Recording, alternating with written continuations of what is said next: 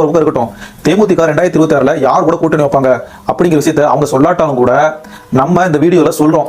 இந்த வீடியோல உண்மையை போட்டு உடைக்கிறோம். அதாவது அந்த மாநாடுல நல்லா நோட்டீஸ் பண்ணியிருந்தீங்க அப்படின்னா, அந்த கட்சியினுடைய பொருளாளர் எல்கே சுதீஷ் அவர்கள் வந்து பேசும்போது ஒரு விஷயத்த சொல்லியிருப்பாரு. அதாவது இனிமேல் 10-15 சீட்டு கொடுக்குறவங்க கூட வந்து நாங்க கூட்டணி அமைக்க போறதில்ல. அதே நேரத்துல தேமுதிக வந்து எந்த கூட்டணியில இருந்து இருக்காங்களோ அந்த கூட்டணி தான் வந்து வெற்றி பெற்று 2026 வந்து ஆட்சி அமைக்கும் அப்படின்னு சொல்லியிருப்பாரு.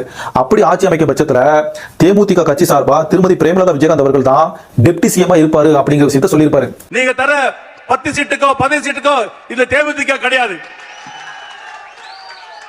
தேமுதிக எங்க கூட்டணி போகிறதோ அந்த கட்சி தான் வெற்றி பெறும், அந்த கூட்டணி தான் வெற்றி பெறும், ஆட்சிக்கு வரும்.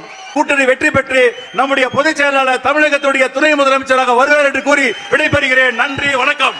அவர் சொல்ல வச்சு பார்க்கும்போது ஏற்கனவே இருக்கின்ற ஆளுகின்ற கட்சியும் ஆண்ட கட்சியும் 10-15 சீட்டுக்கு மேல தர முன் வருவாங்களா அப்படிங்கிறது சந்தேகம் தாங்க. அதுலயும் பாத்தீங்கன்னா டெப்டி சிஎம் அப்படிங்கிறது வாய்ப்பே இல்லை. சரி, ஒருவேளை இவங்க இப்ப இருக்கிற வந்து அன்புமணி அவர்களுடைய பாமக டீம், அதுக்கப்புறம் டிடிவி அவர்களுடைய கட்சி, ஓபிஎஸ் அவர்களுடைய தனி அணி, இது எல்லாத்தையும் வந்து ஒன்னா சேர்ந்து ஒரு கூட்டணி அமைச்சு அவங்க போட்டிடுவாங்களோ அப்படின்னு யோசிச்சா கூட கண்டிப்பா மக்கள் நல கூட்டணியில வந்து நடந்த விஷயம் வந்து அவங்க சம்பவம் வந்து மறந்துருக்க மாட்டாங்க. அப்ப அது நடக்க வாய்ப்பே இல்லை. சரி, என்ன பண்ணுவாங்கன்னா ஆப்வியஸ்லி இருக்கிறது ஒரே ஒரு சான்ஸ் தான்.